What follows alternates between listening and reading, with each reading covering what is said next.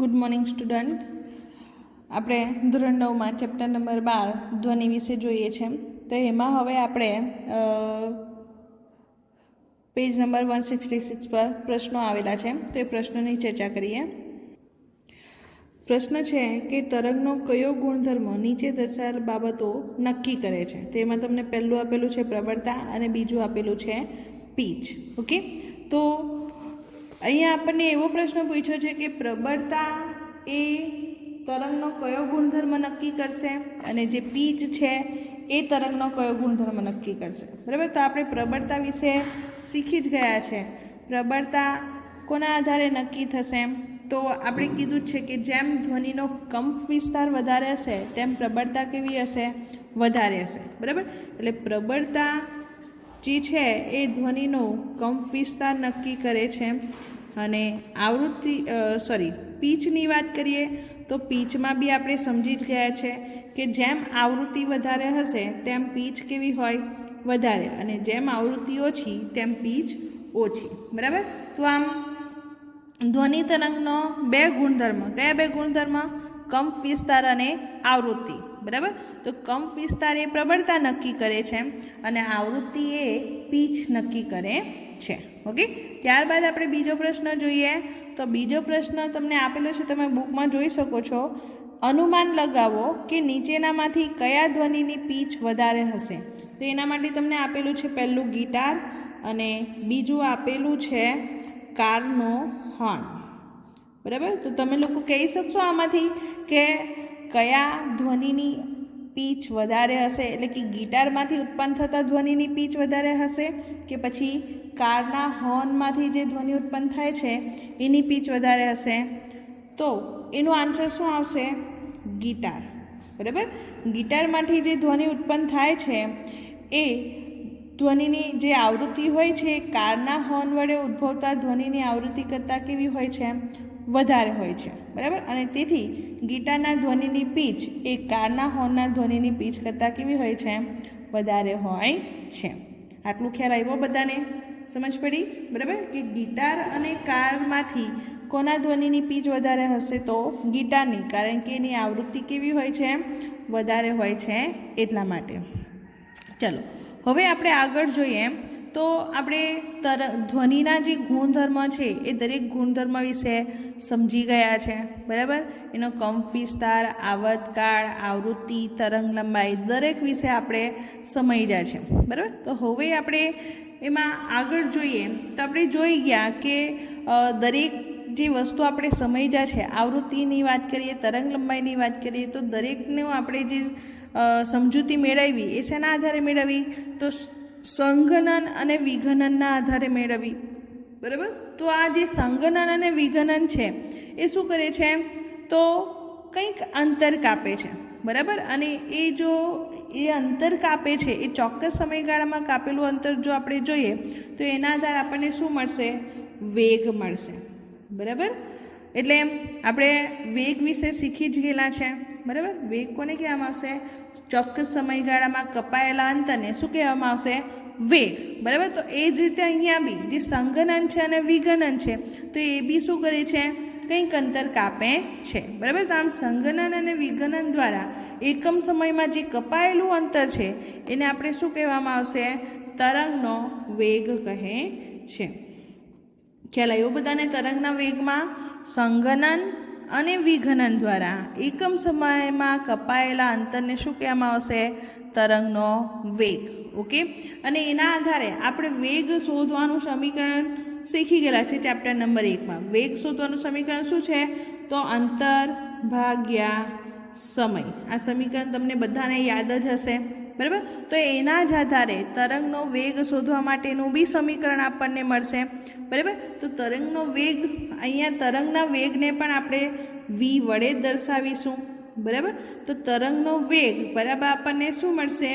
તો અંતર ભાગ્યા સમય. હવે જે સંઘનન અને વિઘનન છે એ એકમ સમયમાં જે અંતર કાપે છે તો એને આપણે શું કીધું હતું? યાદ છે કોઈને? શું કીધું હતું? તરંગ લંબાઈ. બરાબર, એને આપણે શું કીધું હતું? તરંગ લંબાઈ. બરાબર, એટલે અહીંયા તરંગ લંબાઈને આપણે શેના વડે દર્શાવીએ છીએ? તો લેમડા વડે. ચલો અહીંયા સમીકરણ લખીએ તો વેગ v ઇઝ ઇક્વલ ટુ ધ્વનિ તરંગે એકમ સમયમાં કાપેલું અંતર ભાગ્યા ધ્વનિ તરંગને લાગતો સમય, અંતર કાપવા માટે જે સમય લાગે છે એ. બરાબર. તો અહીંયા ધ્વનિ તરંગે એકમ સમયમાં જે કાપેલું અંતર છે એ શું દર્શાવે છે? આપણને તરંગ લંબાઈ દર્શાવે છે. અને ધ્વનિ તરંગને એ અંતર કાપવા માટે જે સમય લાગે છે એ શું દર્શાવે છે? આવર્તકાળ દર્શાવે છે. બરાબર. આ વસ્તુ આપણે સમજી ગયા છે લાસ્ટ લેક્ચરમાં. ઓકે. તો અહીંયા વેગ v ઇઝ ઇક્વલ ટુ આપણને સમીકરણ શું મળશે? તો તરંગ લંબાઈને આપણે શેના વડે દર્શાવીએ? લેમડા વડે દર્શાવીએ છીએ. બરાબર. અને આવર્તકાળને આપણે શેના વડે દર્શાવીએ? તો કેપિટલ T વડે દર્શાવીએ.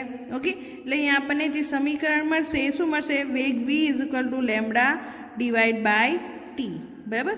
પરંતુ અહીંયા આપણે આવર્તકાળ અને જે આવૃત્તિ છે ન્યૂ એના વિશે બી સંબંધ જોઈ ગયા. બરાબર. તો આપણે સમજી ગયા છે કે ન્યૂ ઇઝ ઇક્વલ ટુ શું મળે છે? 1/T. ઓકે. તો અહીંયા v is equal to lambda into 1/T લખી શકાય. બરાબર. તો અહીંયા 1/T ઇઝ ઇક્વલ ટુ આપણે ન્યૂ મૂકીએ તો આપણને મળશે v is equal to lambda into new. બરાબર. ન્યૂ શું છે? આવૃત્તિ છે. યાદ રાખજો, લેમડા એ તરંગ લંબાઈ દર્શાવે છે અને ન્યૂ એ શું દર્શાવે છે? આવૃત્તિ દર્શાવે છે. આમ વેગ શોધવા માટેનું જે આપણને સમીકરણ મળશે એ શું મળશે? તો વેગ બરાબર તરંગ લંબાઈ ગુણ્યા આવૃત્તિ. બરાબર. તો તમે આ સમીકરણનો પણ ઉપયોગ કરી શકો છો વેગ શોધવા માટે. અને આ જે બીજું સમીકરણ છે વેગ v is equal to lambda by T, આ સમીકરણનો ઉપયોગ કરીને પણ તમે વેગ શોધી શકો છો. ખ્યાલ આવ્યો દરેકને અહીંયા? બરાબર. ચલો, તો આ સમીકરણના આધારે તમને અહીંયા એક ઉદાહરણ આપેલું છે તો એ ઉદાહરણ સમજી લઈએ. જુઓ, અહીંયા રકમ આપેલી છે, આપણે રકમને સમજીએ. કોઈ ધ્વનિ તરંગની આવૃત્તિ 2 કિલોહર્ટ્ઝ તથા તરંગ લંબાઈ 35 સેન્ટીમીટર છે. તો 1.5 કિલોમીટર અંતર કાપવા માટે કેટલો સમય લાગશે? બરાબર. અહીંયા આપણને સમય પૂછેલો છે. બરાબર. સમય કેટલો લાગશે એટલે આપણે શોધવાનું શું છે અહીંયા? તો 1.5 કિલોમીટર અંતર કાપવા માટે લાગતો સમય આપણે શોધવાનો છે. ચલો, હવે 1.5 કિલોમીટર અંતર કાપવા માટે જે સમય લાગે છે એ સમય શોધવાનો છે. તો એ સમય શોધવા માટે આપણી પાસે સમીકરણ શું છે? તો આપણે સમીકરણ જોઈ ગયા કે વેગ બરાબર અંતર ભાગ્યા સમય. બરાબર. એટલે કે સમયને આપણે t વડે દર્શાવીએ. બરાબર. તો અને અંતરને d વડે દર્શાવીએ તો આપણને સમીકરણ મળશે v is equal to d by t. એટલે કે t is equal to dy શું થશે? v થશે, વેગ થશે. તો અહીંયા આપણને વેગ આપેલો છે નહીં, d બરાબર આપણને આપેલું છે 1.5 કિલોમીટર. બરાબર. સમય આપણે શોધવાનો છે પણ વેગ આપણને આપેલો નથી. તો હવે સમય શોધવા માટે આપણે વેગને પહેલાં શોધવું પડશે. ઓકે. તો વેગ શોધવા માટેનું સમીકરણ શું થશે? તો અહીંયા આપણને જે આવૃત્તિ આપેલી છે 2 કિલોહર્ટ્ઝ આપેલી છે, એટલે કે new is equal two 2 kilohertz. બરાબર. તો આ જે આવૃત્તિ આપેલી છે 2 કિલોહર્ટ્ઝ, તો એને આપણે પહેલાં શેમાં ફેરવવા પડશે? હર્ટ્ઝમાં. એટલે 2 ગુણ્યા 1000 કરો તો અહીંયા 2000 હર્ટ્ઝ આવૃત્તિ મળશે. બરાબર.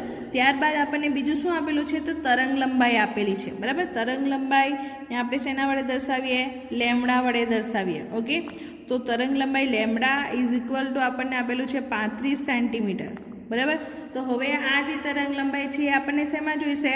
મીટરમાં જોઈશે. બરાબર. તો આ સેન્ટીમીટર છે એને આપણે મીટરમાં ફેરવવું હોય તો શું કરીશું? તો 35 ભાગ્યા 100 મીટર થશે. બરાબર. એટલે કે આપણને 0.35 મીટર મળશે.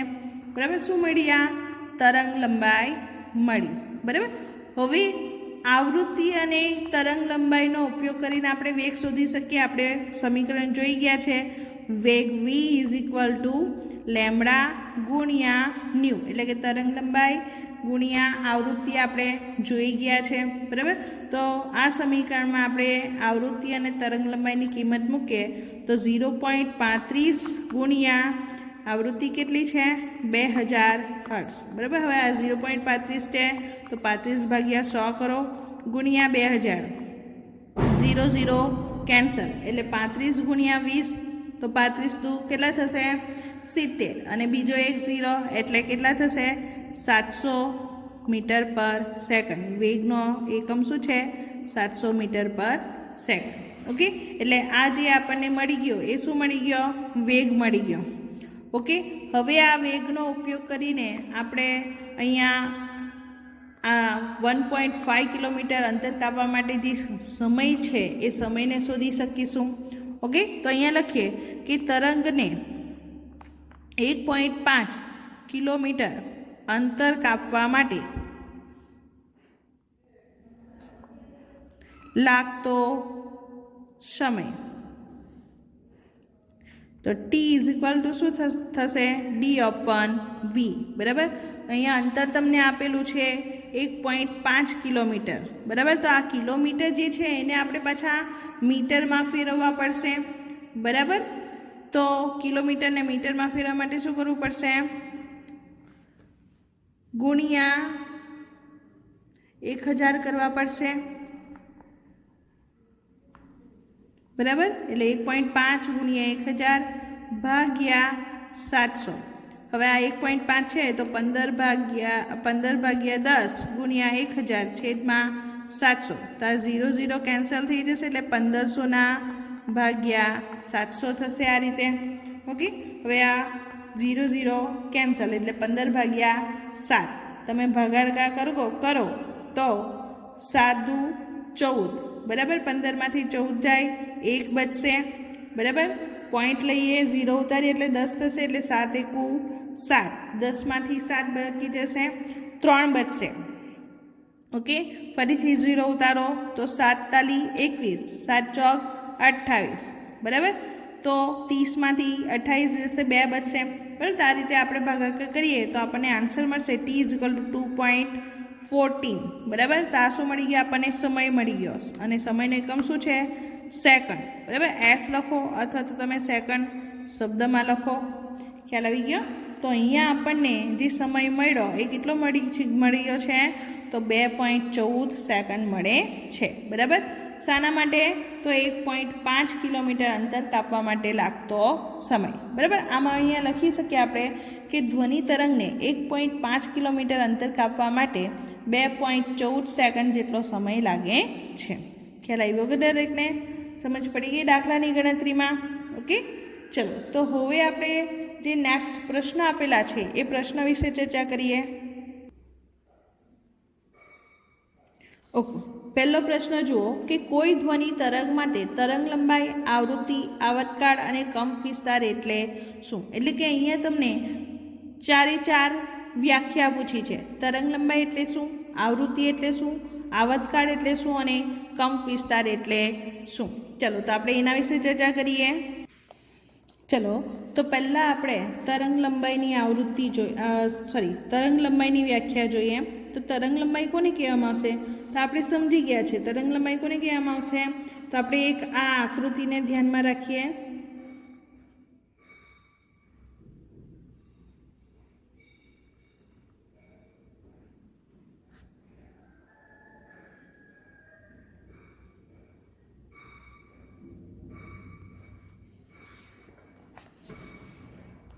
ઓકે, તો આ આકૃતિને ધ્યાનમાં રાખીએ તો આપણે સમજી ગયા છે કે 2 ક્રમિક સંગનન, બરાબર. એટલે કે આ સંગનન છે, એના પછી બીજું આ સંગનન, બરાબર. તો 2 ક્રમિક સંગનન વચ્ચેનું જે અંતર છે,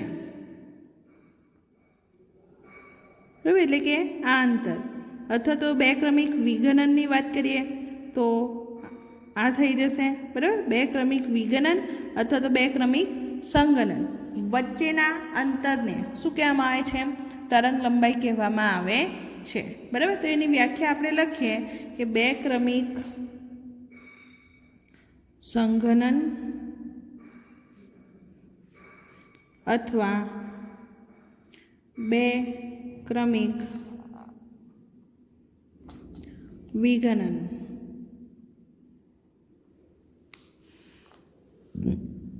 વચ્ચેના અંતરને તરંગ લંબાઈ કહે છે. બરાબર. અને આ તરંગ લંબાઈનો સંજ્ઞા શું છે? લેમ્ડા. ઓકે, ચલો નેક્સ્ટ હવે બીજી વ્યાખ્યા જોઈએ, આવૃત્તિ.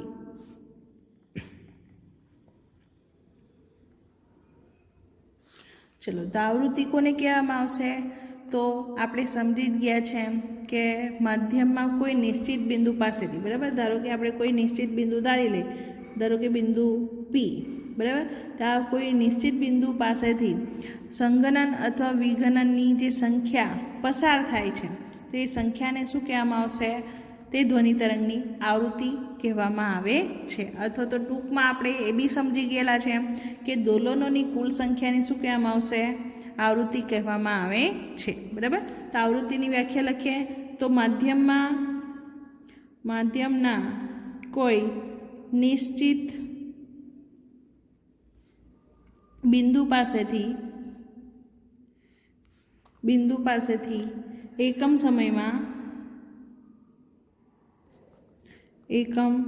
સમયમાં પસાર થતા સંઘનનો અથવા વિઘનનોની સંખ્યાને ધ્વનિ તરંગની આવૃત્તિ કહે છે. અને આવૃત્તિની સંજ્ઞા શું છે? ન્યુ. બરાબર, જેને આપણે આ રીતે દર્શાવીએ છીએ સ્મોલ વી વડે. ઓકે, ચાલો ત્યારબાદ આપણે નેક્સ્ટ જોઈએ હવે આવર્તકાળ. ઓકે, ચલો, તો આવર્તકાળ કોને કહેવામાં આવશે? તો આવર્તકાળ માટે પણ આપણે સમજી ગયા છે કે બે ક્રમિક સંઘનનો અથવા તો વિઘનનો. બરાબર, બે ક્રમિક સંઘનનો અથવા તો વિઘનનો ને પસાર થવા માટે જે સમય લાગે છે એ સમયને આપણે શું કહીશું? આવર્તકાળ કહેવામાં આવે છે. બરાબર. તો અહીંયા આપણે એક બિંદુ પી ધારી લીધેલું છે, તો એ બિંદુ પી પાસેથી એક સંઘનન પસાર થાય અને પછી બીજું સંઘનન આવશે. બરાબર. તો એક સંઘનન પસાર થયા બાદ બીજા સંઘનનને આવવા માટેનો જે સમય લાગે છે એ સમયને આપણે શું કહીએ છીએ? આવર્તકાળ તરીકે ઓળખીએ છીએ. બરાબર. એટલે આવર્તકાળની વ્યાખ્યા શું થશે? તો માધ્યમમાં કોઈ નિશ્ચિત બિંદુ પાસેથી બે ક્રમિક સંઘનનો અથવા વિઘનનો ને પસાર થવા માટે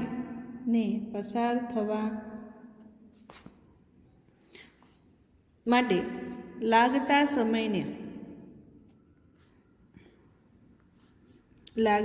સમયને આવર્તકાળ ધ્વનિ તરંગનો આવર્તકાળ કેપિટલ ટી કહે છે. બરાબર. આવર્તકાળની સંજ્ઞા શું છે? Capital T. ત્યારબાદ આપણને કીધું છે કંપ વિસ્તાર. ઓકે, તો તે બી આપણે સમજી ગયા છે કે મહત્તમ વિક્ષોભ. બરાબર. તો મહત્તમ વિક્ષોભ આ છે. બરાબર. તો મધ્યમાન સ્થાનથી મહત્તમ વિક્ષોભને શું કહેવામાં આવે છે? કંપ વિસ્તાર કહેવામાં આવે છે. અને કંપ વિસ્તારને આપણે કેપિટલ એ સંજ્ઞા વડે દર્શાવીએ છીએ. ઓકે, તો કંપ વિસ્તારની વ્યાખ્યા શું થશે? તો તરંગ પ્રસરણની ઘટના દરમિયાન મૂળ મધ્યમાન સંઘનનો કે બે ક્રમિક વિઘનનો મૂળ મધ્યમાન સ્થાનથી કોઈ એક તરફ, બરાબર, કોઈ એક તરફ એટલે કે ઉપરની તરફ અથવા તો નીચેની તરફ, બરાબર, આને પણ આપણે કંપ વિસ્તાર તરીકે ઓળખી શકીએ અને ઉપરની તરફ બી કંપ વિસ્તાર તરીકે ઓળખી શકીએ છીએ. બરાબર, આમ કોઈ એક તરફ માધ્યમના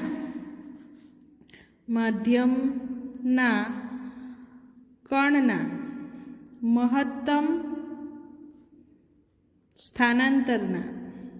સ્થાનાંતરને તરંગનો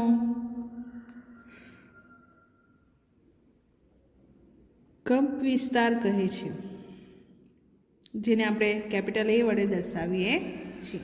બરાબર, આમ કંપ વિસ્તારની વ્યાખ્યા શું થશે? તો તરંગ પ્રસરણની ઘટના દરમિયાન મૂળ મધ્યમાન સ્થાનથી કોઈ એક તરફ માધ્યમના કણના મહત્તમ સ્થાનાંતરને તરંગનો કંપ વિસ્તાર તરીકે ઓળખવામાં આવે છે. ઓકે, જેને આપણે શેના વડે દર્શાવીએ છીએ? કેપિટલ A વડે દર્શાવીએ છીએ. ચલો, ત્યારબાદ આપણે નેક્સ્ટ બીજો પ્રશ્ન જોઈએ. ઓકે, બીજો પ્રશ્ન તમે જોઈ શકો છો કે કોઈ ધ્વનિ તરંગની તરંગલંબાઈ તથા આવૃત્તિ તેના વેગ સાથે કેવો સંબંધ દર્શાવે છે. બરાબર, તો હવે ધ્વનિ તરંગનો વેગ અને તેની આવૃત્તિ કેવો સંબંધ દર્શાવે છે? તો અત્યારે જ આપણે થિયરીમાં જોઈ ગયા કે વેગ v ઇઝ ઇક્વલ ટુ શું થશે? તો ન્યુ ઇન્ટુ લેમડા અથવા તો લેમડા ઇન્ટુ ન્યુ થશે. બરાબર, એટલે કે વેગ બરાબર શું થશે? આવૃત્તિ ગુણ્યા તરંગ લંબાઈ. ખ્યાલ આવી ગયો બધાને? ઓકે, ચાલો ત્યારબાદ આપણે ત્રીજો પ્રશ્ન જોઈએ કે આપેલ માધ્યમમાં એક ધ્વનિ તરંગની આવૃત્તિ 220 હર્ટ્ઝ છે, 220 હર્ટ્ઝ અને ઝડપ 440 મીટર પર સેકન્ડ છે. તો આ તરંગની તરંગ લંબાઈ ગણો. હવે અહીંયા આપણને આવૃત્તિ આપેલી છે. બરાબર, new is equal two 220 hertz. Okay, અને ઝડપ આપેલી છે, એટલે કે અહીંયા શું આપેલું છે? આપણને વેગ આપેલો છે. બરાબર, કેટલો આપેલો છે? તો 440 મીટર પર સેકન્ડ. બરાબર, તો આપણને શું કીધું છે? તરંગ લંબાઈ ગણો. બરાબર, તરંગ લંબાઈ lambda is equal to question માં. બરાબર, તો આપણી પાસે સમીકરણ છે જ એનું v is equal to lambda into new. બરાબર, તો એ સમીકરણનો ઉપયોગ કરીએ આપણે. v is equal to lambda into new, તો એમાં આપણે લેમડા શોધવાની છે, એટલે લેમડાને સૂત્ર કરતાં બનાવશું. બરાબર, તો લેમડા બરાબર થશે v ભાગ્યા ન્યૂ. બરાબર, હવે v કેટલા છે? 440 ભાગ્યા ન્યૂ કેટલા આપેલા છે? 220. તો 0 0 કેન્સલ અને 22 દુ 44. બરાબર, એટલે લેમડા ઇઝ ઇક્વલ ટુ અહીંયા આપણને કેટલા આન્સર મળી ગયો? 2. અને લેમડાનો એકમ શું થશે? મીટર.